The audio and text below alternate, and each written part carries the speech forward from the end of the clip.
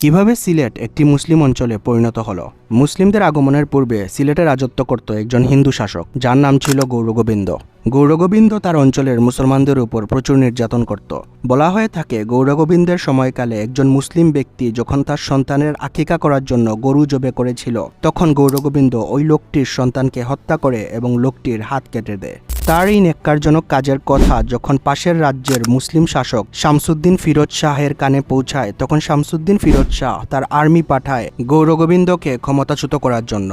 একই সময়ে সিলেটের কাছাকাছি অবস্থান করছিলেন ইয়েমেন থেকে আসা শাহজালাল রহমাতুল্লাহ।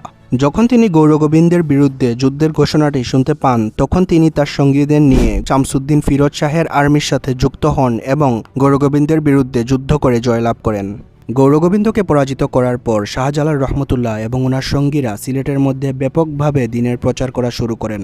ইয়েমেন থেকে আসা শাহজালাল রহমতুল্লাহ ওনার পুরো জীবন সিলেটের মধ্যে কাটিয়ে দেন দ্বীন প্রচারের জন্য। ওনাদের অবদানের কারণেই সিলেট আজ একটি মুসলিম অঞ্চলে পরিণত হয়েছে।